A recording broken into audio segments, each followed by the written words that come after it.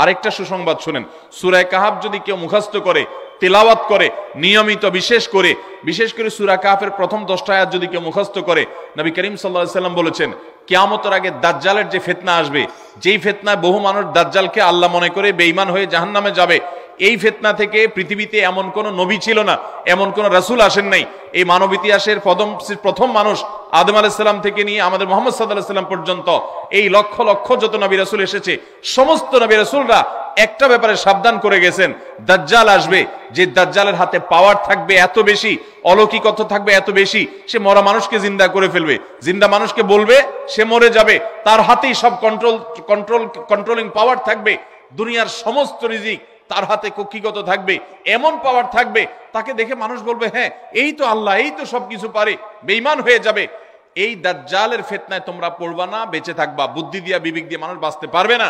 দাজ্জালের ফিতনা থেকে বাঁচার জন্য সকল নবী রাসূলরা এর জন্য সাবধান করেছেন। আমাদের নবী সাল্লাল্লাহু আলাইহি সাল্লাম নামাজের শেষ বৈঠকে দোয়া মাসুরের জায়গায় একটা দোয়া পড়তেন, আল্লাহুম্মা ইন্নী আউযু বিকা মিন আযাবিন নার ওয়া আযাবিল কবর ওয়া আউযু বিকা মিন ফিতনাতিল মাহইয়া ওয়াল মামাত ওয়া আউযু বিকা মিন শাররি ফিতনাতিল মাসীহিদ দাজ্জাল। আল্লাহ আপনার কাছে দাজ্জালের ফিতনা থেকে পানা চাই। 1450 বছর হয়ে গেছে, এখনো দাজ্জালের আবির্ভাব হয় নাই, হবে কিয়ামতের আগে। কখন হবে আল্লাহ ভালো জানেন। কিন্তু নবী সাল্লাল্লাহু আলাইহি সাল্লাম বলেছেন সূরা কাহফের প্রথম 10 আয়াত যদি কেউ মুখস্থ করে, তো এই ব্যক্তিকে আল্লাহ রাব্বুল আলামিন এবং যদি তেলাওয়াত করে, এই ব্যক্তিকে আমলের মাধ্যমে দাজ্জালের ফিতনা থেকে আল্লাহ বাঁচিয়ে রাখবেন। দাজ্জাল তো অনেক পরের কথা, কোথাকার কোন আল্লাহর প্রতি অবিশ্বাসী মুশরিক বা কাফের খেলোয়াড় একটু পায়ের ভেলকি দেখায়, লক্ষ লক্ষ কোটি কোটি মানুষ হুমড়ি খেয়ে তার ভক্ত হয়ে ইমানি চেতনা, আমলি চেতনা, তাকওয়া, তাহারাত সব খুঁয়ে বসে থাকে। আর সেখানে দাজ্জালের মতো এরকম মিরাকল, সব মিরাকল তার হাতে থাকবে। এরকম পরিস্থিতি যখন আসবে তখন মানুষ কি করবে? এখন এই যে তথ্য প্রযুক্তির উন্নতির এই সময়ে কত মুসলমানের সন্তান বেঈমান হয়ে যাচ্ছে, বিজ্ঞানীরাই তারা আল্লাহ বানায় বসে থাকতেছে, আছে না নাই? ধারণামূলক বিষয়কে তারা চূড়ান্ত বিষয় বানিয়ে বসে আছে, বেঈমান হয়ে যাচ্ছে। এবং টাকার যে কারিশমা, টাকা দিলে সব হয়ে যায়, টাকা নাই তো কিছুই হয় না। এই জন্য বেঈমান হয়ে অনেকে বলে যে টাকাই নাকি দ্বিতীয় খোদা, নাউজুবিল্লাহ। ভাইরা আমার, দুনিয়ার এই ভেলকি কি দেখছি আমরা? কিয়ামতের আগে ভেলকি আরো অনেক দেখবে আমাদের পরবর্তী প্রজন্ম, আমাদের ছেলে মেয়েরা, নাতিপুতিরা আরো অনেক ভেলকি দেখবে। এমন ভেলকি দেখবে যে তাদের আল্লাহর প্রতি ঈমান আনা, আখিরাতের প্রতি বিশ্বাস করাটা কঠিন থেকে কঠিন হয়ে যাবে। এরকম পরিস্থিতি তৈরি হবে দুনিয়াতে। তথ্য প্রযুক্তির উন্নতির নাম দিয়ে, এটার নাম দিয়ে, সেটার নাম দিয়ে মানুষের জীবনযাত্রা সহজ হবে, কিন্তু এর মাধ্যমে মানুষের ঈমান দুর্বল হওয়ার অনেক সম্ভাবনা, শঙ্কা তৈরি হবে এবং শয়তান সেগুলো সৃষ্টি করবে। এই আশঙ্কা থেকে বাঁচার জন্য সূরা কাহফটা হলো মহৌষধের মতো। অতএব জুমার দিন প্রত্যেক শুক্রবারে সূরা কাহফ পড়বো তো ইনশাআল্লাহ। মায়েরা, বোনেরা, আমরা ভাইয়েরা যারা আছি, বাবারা যারা আছি, আল্লাহর ওয়াস্তে জীবনের তরে নিয়ত করে নেন আজকের মাহফিল থেকে, জীবনে কখনো বৃহস্পতিবার সন্ধ্যা থেকে শুক্রবার সন্ধ্যার আগ পর্যন্ত আমার হাজার ব্যস্ততা থাকুক, সূরা কাহফটা পড়া ছাড়া আমি কোনো কাজ করব না ইনশাআল্লাহ। আমি আল্লাহর অনেক বান্দাকে ব্যক্তিগতভাবে জানি, আমি নিজেও এতটা গুরুত্ব দিয়ে করতে পারি না। অনেক বড় সরকারি কর্মকর্তা, অনেক বড় পদের নাম আমি বলবো না, আমাকে বলে ভাই আমি মাগরিবের পর, ব্যক্তিগতভাবে আমি জানি উনি খুব সৎ মানুষ, সব মানুষ একরকম হয় না, সৎ মানুষ। উনি বললেন ভাই মাগরিবের পরে আমার ফ্যামিলির সব বাচ্চা কাচ্চা সবাইকে আমি বলি, আমি ব্যস্ত থাকলেও বলি যে মাগরিবের পরে আগে সবাই সূরা কাহফটা পড়ে ফেলো, এরপর অন্য সব আমল। আমরাও চেষ্টা করবো না ইনশাআল্লাহ। কয়টা আমল গেল? 3টা, আর 2টা আছে। 4 নম্বর আমল হলো, দুনিয়াতে যত ফজিলতপূর্ণ আমল আছে এর মধ্যে সবচেয়ে বেশি ফজিলতপূর্ণ আমল এটা। খুব সহজ আমলটা, খুব সহজ, প্রত্যেক শুক্রবার আমরা এটা করতে পারি। আমলটা হলো, নবী করিম সাল্লাল্লাহু আলাইহি ওয়াসাল্লাম বলেছেন, মান বাক্কারা ইয়াউমাল জুমআতি ওয়াবতাকার, যে ব্যক্তি জুমার দিন আগে আগে ঘুম থেকে উঠবে, ভোরে ঘুম থেকে উঠবে, যে ফজর নামাজ পড়তে হবে, যে তাহাজ্জুদ পড়তে পারলে আরো ভালো, এবং মসজিদে আগে আগে যাবে, তাহলে আগে আগে ঘুম থেকে উঠবে, সবাইকে বাসার ডেকে দিবে, আগে আগে ঘুম থেকে উঠাবে।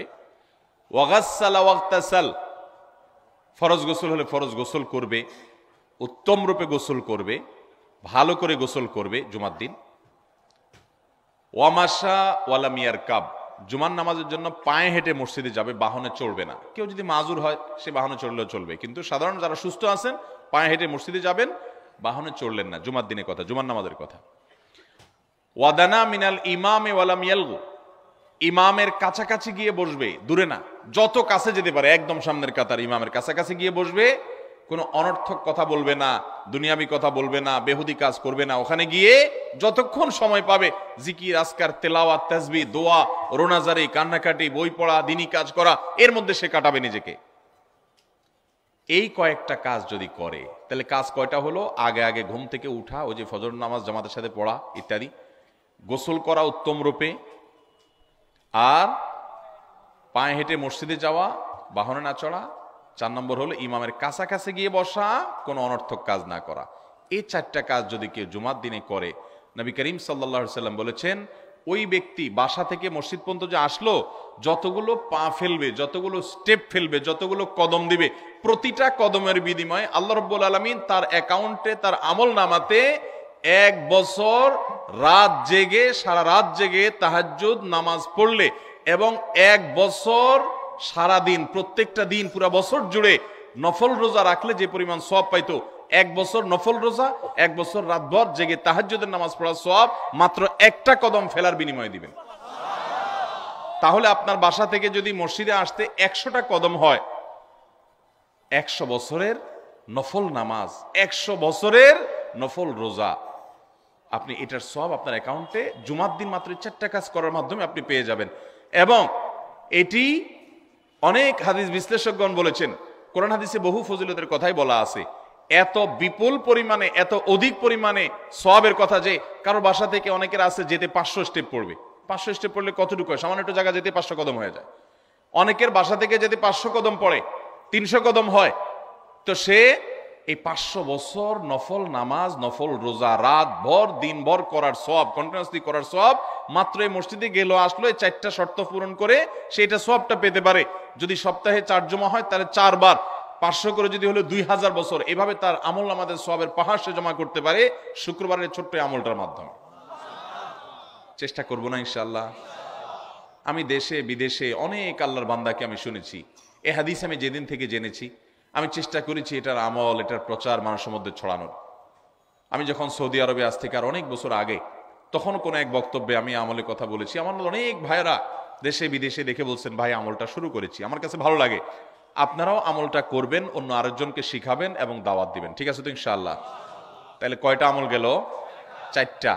1 নম্বর গেছে বেশি বেশি দুরূদ পাঠ করা, 2 নম্বর হলো জুমার দিনে ফজর নামাজ জামাতের সাথে পুরুষরা পড়া, 3 নম্বর হলো সূরা কাহাফ পড়া, তেলাওয়াত করা, আর 4 নম্বর হলো এই 4 শর্ত পূরণ করে মসজিদে আগে আগে গিয়ে সুন্দর করে খুতবা শুনে চলে আসা, কোনো কথাবার্তা, খুতবা চলাকালীন সময় কোনো কথাবার্তা, অনর্থক কাজ না করা। 5 নম্বর এবং সর্বশেষ আমল হলো জুমার দিনে একটা সময় আছে দোয়া কবুল হয়। দোয়া কবুলের যে সময়গুলো আছে এর ভিতরে অত্যন্ত ইম্পর্টেন্ট একটা সময় হলো জুমার দিন। শুক্রবারের একটা সময় সম্পর্কে নবী সাল্লাল্লাহু আলাইহি ওয়াসাল্লাম বলেছেন যে একটা সময় আছে শুক্রবারের, এই সময়ে বান্দা কোনো দোয়া করলে আল্লাহ তাআলা ফিরিয়ে দেন না, কবুল করেন। কিন্তু সময়টা যে ঠিক কখন, এটা হাদিসে নবী সাল্লাল্লাহু আলাইহি ওয়াসাল্লাম বলেন নাই, যাতে করে হয়তো আমরা সারা দিনেরই কম বেশি দোয়ার চেষ্টা করি। এই বিষয়ে মুহাদ্দিস